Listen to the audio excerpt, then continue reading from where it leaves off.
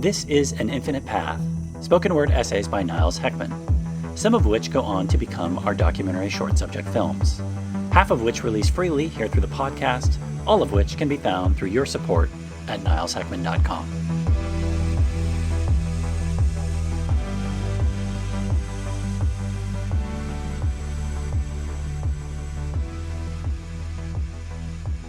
Gaming can, of course, be an addiction. Like all things in life, balance is important, and we ourselves are not above playing the occasional computer game, as we all need a little escape here and there. In spurts, and not letting it take over our lives, of course. Among other more creative things, one of our rituals we do for fun with our daughter is watch anime or game together. And recently we did an extremely rare acquisition and bought a new, but used, off Craigslist, graphics card. By the way, we highly recommend the book Chip War on the subject of microchips and the massive importance of two companies on the planet, both of which happen to have four-letter abbreviations, one of which is called ASML, Advanced Semiconductor Materials, which does extreme ultraviolet photolithography, creating the world's only machines that are required to manufacture the most advanced microchips, and the other is called TSMC, Taiwan Semiconductor Manufacturing Company, and is the company that manufactures the majority of the world's microchips using ASML hardware in Taiwan, and is why that is such a crucial small country in the Earth realm currently. Right around the time of this new GPU acquisition, a new game had recently been released, which caught our eye and was an excuse to try out the new hardware. Arc Raiders is a multiplayer extraction shooter set in a post-apocalyptic future where humanity has been driven underground by colossal mechanized rival factions. Not cartoon villains, they are autonomous war machines of various sizes, from tiny little spiders which will jump on you alien facehugger style, or massive multi-leg robots which are the size of a warehouse, and all sizes in between that are relics of some prior technological miscalculation. The surface world is hostile, metallic, impersonal. The sky itself is dangerous. Players emerge from a subterranean refuge to raid or scavenge resources, complete objectives, and survive encounters with these roaming mechanical intelligences.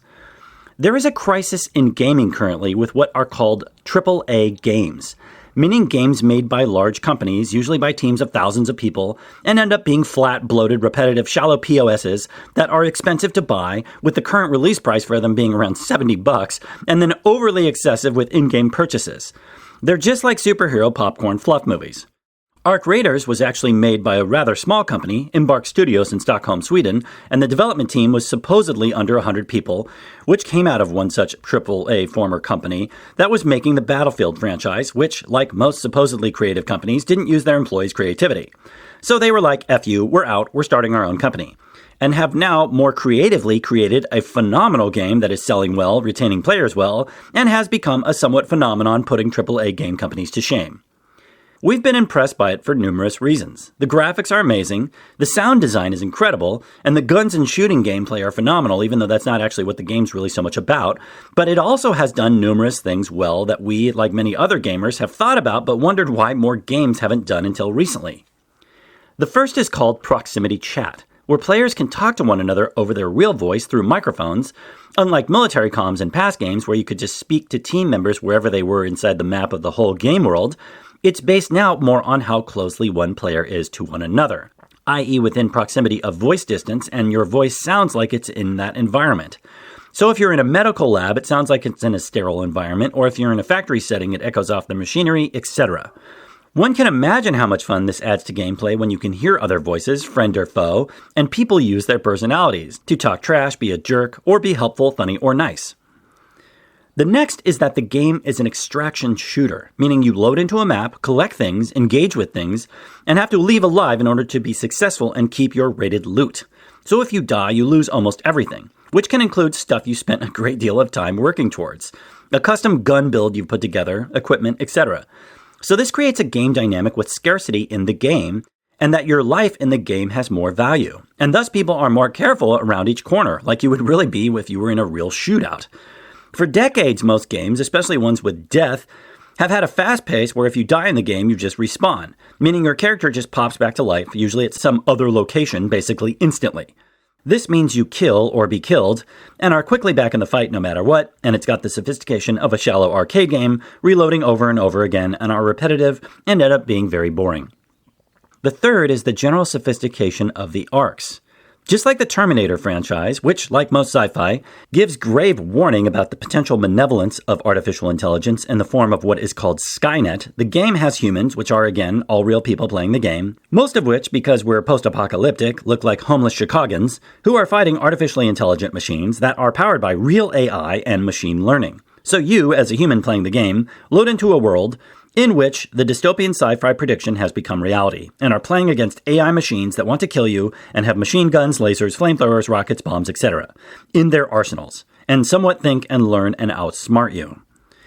In gaming, there are these terms PvP or PvE, which stand for player versus player, meaning real humans play against other real humans online, or players versus environment, meaning real humans play against the game players, zombies, robots, etc. The structure of Arc Raiders is PvPvE, meaning players can fight each other, but the real ever-present pressure comes from the environment and the Arc machines themselves. And this is where it becomes quite fascinating. What's special about the game is not simply its mechanics or its aesthetic, though both are compelling. It's special because it frames the central drama not as tribe versus tribe, but as humanity versus system. The enemy is not another face, it's an autonomous technological ecology gone rogue. The machines are vast, indifferent, procedural. They don't hate you, they don't negotiate, they simply execute. In that framing, something subtle shifts in the player's psyche. In many competitive online games, the default emotional posture is paranoia. Everyone is a potential threat. Trust is rare because betrayal is rewarded. But in Arc Raiders, survival often requires coordination, watching each other's backs, reviving down teammates, pooling resources. The environment can be so overwhelming that cooperation becomes rational. So the fourth aspect of what is fascinating about this game is how players have leaned into this. Even in spaces where PvP betrayal is technically possible by what other gamers call rats, which are players who kill other players, many choose alliance. So the most special aspect about the game is that it has aggression-based matchmaking, meaning if you kill other people, PvP style, you sink down into game servers where you're on maps with other psychos who all want to murder each other. But if you don't kill other people, perhaps short of an occasional self-defense fending off rats, you are continually matched on more and more friendly lobbies. And these spaces are amazing and keep friendly players coming back to the game over and over because of potential fun and nonviolent human interactions with real-life other people. We run by people and instead of murdering them, say, "Hey pal," or people strike up a friendly chat and socialize. If you get down, sometimes someone is there to help revive you and get you back on your feet. Funny things can happen. The game includes musical instruments, so after a raid and cooperative killing of a giant arc enemy, which takes a lot of combined resources and effort, players will all stand around in a circle playing instruments together and dancing and celebrating. But what's almost most of all amazing is there's much less scarcity. You can be a rat asshole and shoot someone in the back and steal their shit, but within a short period of time, you'll be having the same done to you. If you're nice, other players are nice to you, and even end up giving you stuff, including some of the most valuable finds in the game. So helpfulness and kindness leads to more and more abundance. Who would have thought? In Arc Raiders, players cooperate because it works. It increases survival probability. It creates emergent trust. Trust then becomes contagious, and in our opinion, it's way less stressful and just more fun to play. What makes the game deeper then is not simply that it is cooperative, but that it reveals something about us. The system is dangerous enough that the old primate band together when the leopard appears circuitry does activate. But strip away the artificial scarcity and ego-driven ranking systems, and when confronted with an impersonal existential threat, humans spontaneously rediscover mutual aid. The dynamic of what's happening in Arc Raiders is not merely a quirk of game mechanics, it's a revelation, a tiny shimmering aperture through which we glean the future of human social organization.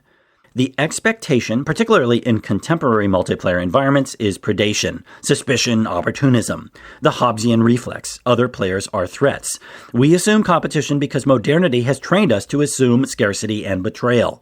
That's the mythology of our economic system bleeding into our digital playgrounds often. And yet, what has this game revealed? That when players are placed into a predominantly PvPvE environment, where the true antagonist is the system itself, the environment or otherwise mechanical other, they begin spontaneously cooperating. Not because they are forced to, not because there is a morality meter, but because cooperation is the most intelligent adaptation to shared existential pressure. This has even surprised the European developers because they, like many of us, have also likely internalized the Darwinian caricature, the idea that evolution is fundamentally about tooth and claw. But evolution is equally about symbiosis. The forest is not a battlefield, it is a negotiation.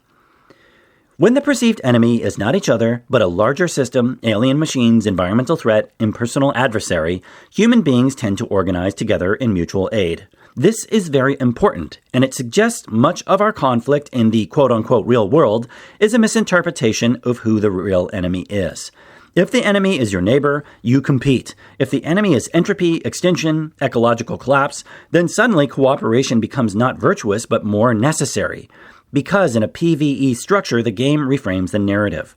The problem is not who can I dominate, but how can we survive this together? And survival in that context becomes a social art form. This is a metaphor for humanity standing at the edge of the 21st century abyss where we are entering an evolutionary bottleneck. Climate destabilization, AI acceleration, biosphere degeneration. These are our arc raiders. They are the machines descending from the sky. And what is fascinating is that in moments of genuine shared crisis, such as natural disasters or global emergencies, sure there are occasional psycho rats, but people overwhelmingly help each other. Tribal lines dissolve under pressure from something larger. The future of humanity may depend on whether we can perceive the true scale of the PvE scenario we are in. The game allows us to stimulate what it feels like in the shadow of systems larger than ourselves and to discover that the winning strategy is not ruthless individualism, but instead networked cooperation. Historical empire, modern empire, and modern geopolitics is structured like PvP. Nation against nation, ideology against ideology, corporation against corporation. But the biosphere does not care about these abstractions, and the carbon molecule is indifferent to any flag. If humanity can continue to collectively recognize that we are in a cooperative survival game against system collapse, then the spontaneous kindness seen in Arc Raiders becomes not only an anomaly, but a prototype. Of course, your digital life is not your real life, but digital environments function as a kind of rehearsal space for evolutionary possibilities. Multiplayer games are mythic training grounds. They reveal latent tendencies. They expose default settings in the psyche. When you give people the option to betray or bond, and the structure rewards bonding, something ancient awakens, the campfire instinct. That's why this dynamic stands out, not because it reinvents the shooter genre, but because it accidentally exposes a deeper truth.